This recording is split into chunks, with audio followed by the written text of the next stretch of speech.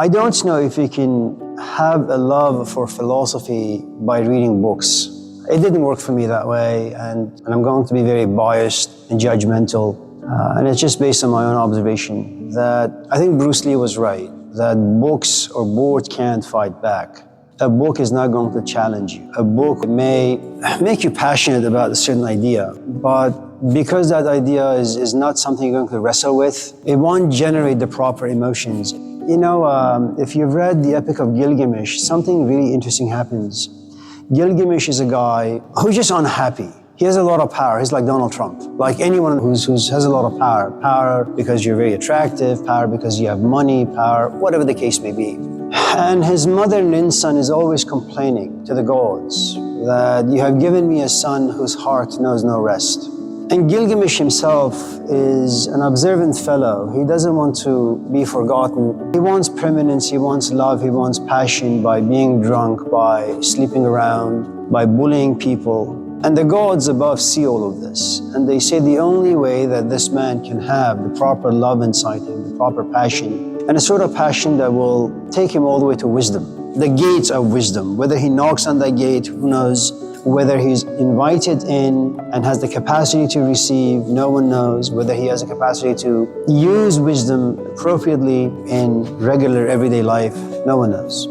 And they come to realize the only way that this man can be inspired in the right way is to bring in his life someone who's going to challenge him, who's as strong, as powerful, as cunning, as intelligent, as intuitive. And his name is Enkidu. And what happens is Enkidu doesn't really care for Gilgamesh, but Enkidu has to be exposed to certain types of advertisement so that he could leave his forest life and walk into the city and run into Gilgamesh.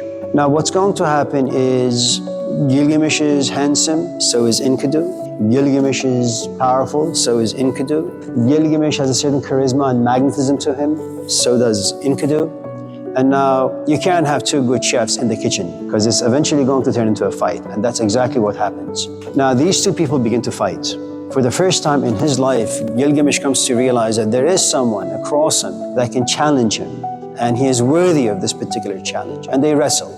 It is true that Gilgamesh beats him in the wrestling match, but they wrestled for about 6 days and 6 nights. Now, prior to this meeting, is it true that Gilgamesh desired to be remembered? Yes. Is it true that he desired to be immortal? Yes. Is it true that he wanted to live in the hearts of people? Yes. But none of those things would ever be possible because they were abstract. He would always remain unchallenged, and he didn't have those desires in the right way. He didn't know why he wanted them, he just wanted them. And so it's a GPS for all of us in this classroom who want to go on a quest, and once in a while you wake up and you have the desire, but the desire by itself is not the proper fuel. It doesn't generate that much passion. You're passionate, it's just not as intense.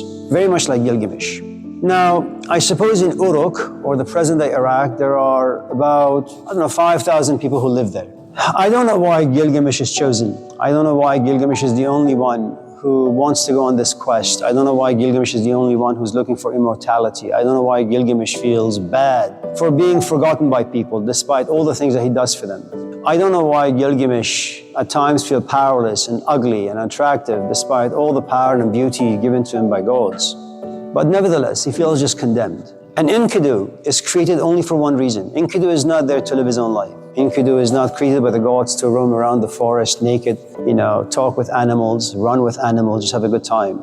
And Enkidu doesn't know this. Enkidu doesn't know why he was created. And it's very much like some of us in this classroom. We don't know why we're here. We hate our lives. We've been expelled from something. And I suppose the message in the story is life does not create waste. Life has a tendency to recycle everything. So no life is ever down here for a waste. Now, you may not know the reason for your existence, but you are going to benefit someone in some shape or form, and you're not going to be aware of it. Now, what happens in the wrestling match is you touch the other person's body as he touches your body. But it's not just the physical body that he touches. You begin to grind emotions together. You begin to grind thoughts and ideas together. You begin to grind histories together. And in the act of wrestling, and all these different bodies that you have within grinding against another body, what you create is a history. And especially if you like the challenge, if you like the history, that history creates intimacy. Now, there are various degrees and different shades and intensities, but that history is created. And that history creates attachments. And the point is, it starts casually. And you have no idea what's going to happen to you as you're wrestling with a concept, with a book, with a human being. And as the wrestling becomes more and more intense, and as history is created, you find yourself emotionally attached. Sometimes emotions can simply be a very casual desire, or it can be curiosity, it can be interest, it could be infatuation, it could be obsession, it could be love. It could be physical love, where you guys just grind bodies together until you just become bored, and then you try to have meaningful conversation only to realize the person sitting across you has no depth, and the sex is no longer as interesting, and so you walk away. Sometimes you find that not only are they physically compatible, they're also emotionally compatible, intellectually compatible, and the history begins to explode inside you. Now, something that started so casually, all of a sudden you find yourself in the grips of love. You should allow magic or mystery to remain magic and mystery. I don't know why they come about. I don't know why out of 1,000 people in Iraq some 10,000 years ago, only Gilgamesh is inspired to think about death and think about once he's dead, he'll be forgotten. And that's a frightening place to be. I don't know why Enkidu is only created for Gilgamesh. I don't know why Gilgamesh is there to fall in love with Enkidu. And once he has fallen in love, now the gods decide to take away Enkidu, kill him. Now, it's one thing for you and I to fall in love, and for you, and we have a casual relationship, it turns into love, and then I get sick, and then you're no longer in love, in the sense that our relationship has now stabilized. I'm used to coming home and seeing you, you're used to me coming home, you see me, we sit, we don't really talk, we sit and watch movies. It's not like before, when we go to coffee shops, stay up for hours and have conversations. Things have normalized. See, things have not normalized for Gilgamesh. He is intensely in love. And one morning, his buddy Enkidu wakes up and says, I had a dream where I'm going to die. And Gilgamesh doesn't know what to do with this. The person you're falling in love with, all of this began with a casual meeting eyes and then wrestling. And you haven't yet been saturated in the relationship where things have become normalized or casual. And when you fall in love and someone breaks you, and the funny thing about Enkidu is the following. Not only is he compatible to Gilgamesh physically, but also emotionally, intellectually, and spiritually. That's a gift that's rarely given to human beings. And even if you're given, you have the physical love, and with it comes emotions. But how the person thinks about themselves, about life, about relation, the depth of someone's intellect, you can only come to know after you spend 2, 3, 4, 5 years. And even if they think well, it takes you more time to realize how can they utilize those ideas in everyday life. Will they take out the garbage? Will they wash the dishes? Will they vacuum without being told any of this? When they know I'm in a bad mood, do they want to play the doctor game, or are they mature enough to leave me alone, give me some time for this emotion to pass by? So you have all these different stages. Gilgamesh has this beautiful gift in his life that he has found a companion who fits all aspects of his body, of his emotions, of his intellect, and his spirit. And then he dies, and his death is sudden. It's not something that he has experienced before. It's not like the 19-year-old Siddhartha had never seen old age. It's not that he had never seen death. It just, for the first time, after 19 years, he sees someone who is old, and he has the openness to internalize age, internalize old age, and begins to wrestle with it. And he's not going to win this wrestling match, because he asks his father and comes to realize his father is incompetent. He asks his friends are incompetent, and he finds himself completely alone.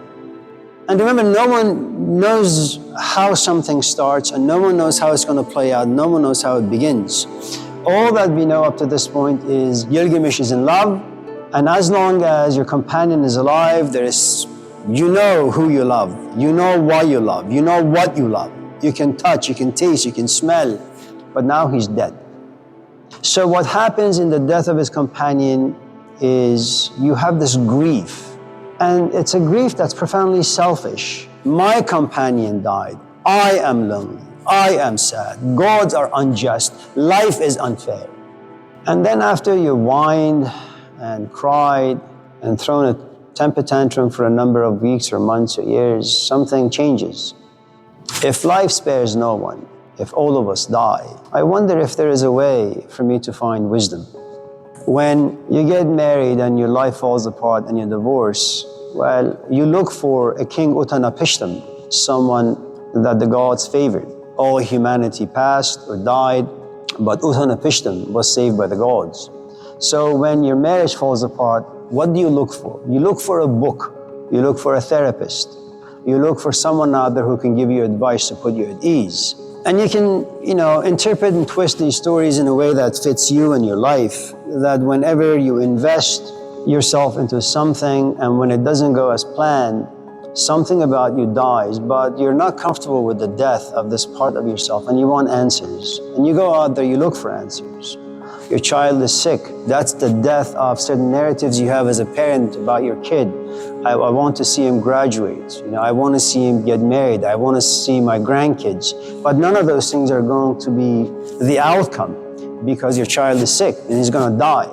And so what you do is you look for doctors, you look for books, you look for people who have survived this tragedy.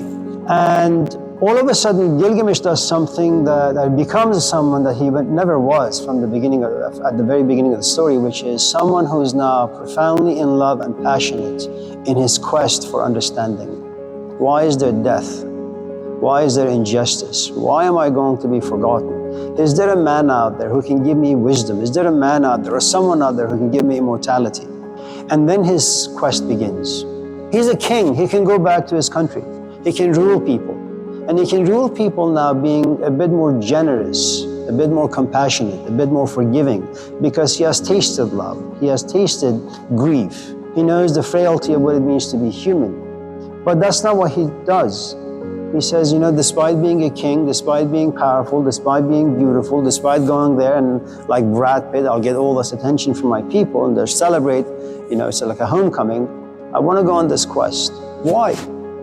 So a couple of things. You can't generate passion on your own. It's not possible. Despite what the West will tell you and the Westerners will tell you, it's never going to happen. You need someone from the outside. And you need someone from the outside. Initially, you're going to find them to be your equal. But once you begin to wrestle with this person, you realize they're far superior than you, far more superior. And they may allow you to beat them, but not because you know anymore, not because you're more wise, not because you're more insightful, but because they know what it means to be human. And they know why you wrestle. You wrestle with them not to understand, you wrestle because you wanted to win. Once this wrestling match begins, unbeknownst to you, you're going to develop some emotions you never had before. Now, you may think this is easy, but it's not. If you have no need for the wrestling, you're not going to wrestle. But should someone out there entice you, tempt you, and you do wrestle, you wrestle with the intention of beating me. Then you wrestle with the intention of just being around me. I don't really care if you win or lose. Then you wrestle with the intention of me winning. And you realize that there are different parts of you that are born, then they die, a different part is born, and with every new part that is born comes brand new desires, brand new intentions that did not previously exist. Now, what makes all of our lives in this classroom safe is that most of our conversations are born in this class and die in this class. Do you go home? Are you curious about some of the things we talk about? Yes. Do you find yourself once in a while passionate? Yes. Is that passion intense and strong enough to force you to walk away from the things of life you've accumulated? The answer is no. But should you and I wrestle, and should you experience some compatibilities, this wrestle that was the outcome of curiosity may all of a sudden propel you into passion. Now, the word passion is pasco, which means suffering. You can suffer in two ways. You suffer in many ways. First, you suffer because there is this need inside you, this longing inside you. You want something and you don't yet have it. And you struggle, and that struggle creates pain. Then you have it, and then you have more struggle because you want to keep it.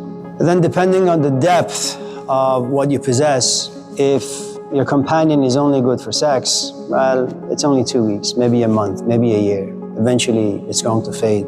If it's the beauty of their body and the beauty of their emotions and the beauty of their intellect, you're in this game for about 10, 15, 20 years until you're no longer interested in those things. That you become a bit more self-sufficient, autonomous, independent, where you can generate those emotions for yourself on your own. There does come a point, if you're not careful, that it is true that perhaps once in a while when we talk about these ideas, I spit out the name Plato or Socrates or Sartre, but the truth is, you're not going to fall in love with Sartre. You may go out there and read his book, Being and Nothingness, but the truth is, eventually you're going to come to my class. I was the one who spit out the name Sartre that entered your ears and this bucket we call the consciousness where you hold experiences. And then as our relationship grows, you will find what you do in life less interesting. Now, for now, this is unfathomable to you. You say, no, it's not going to happen. But if you're not careful, it will happen. And then you realize now you're on a quest that you never imagined yourself to be on. And one of the nice things about questing after wisdom is because information other people can give you, knowledge other people can give you, data other people can give you.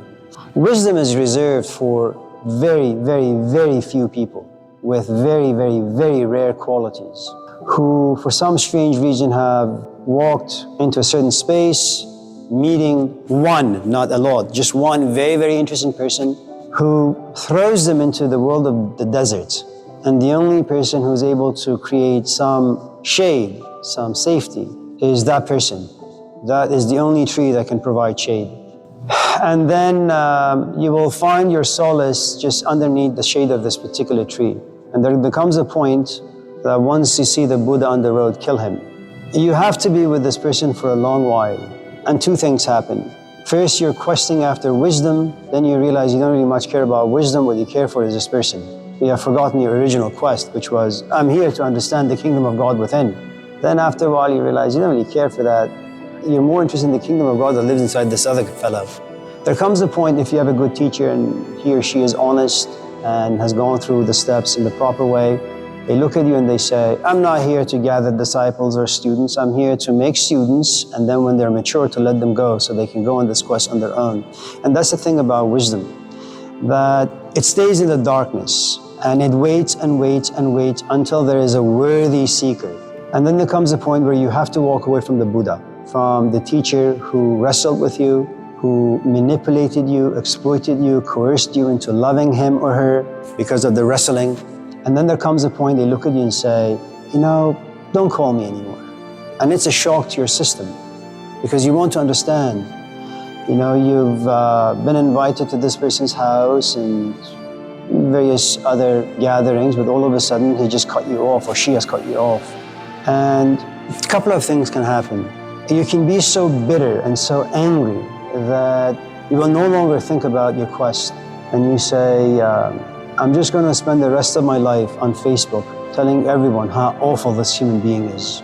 That's one way you can do it. The other is, after some whining, after some sadness and depression and loneliness and all that, you realize, and I don't know how this happens, you remember original intentions. I want to go out there and figure out life for myself. And something about you just breaks open. He was my crutch or she was my crutch for the past 10, 15, 20, 30, 40, 50 years. But now I have the proper tools. And you want to know this for a long time.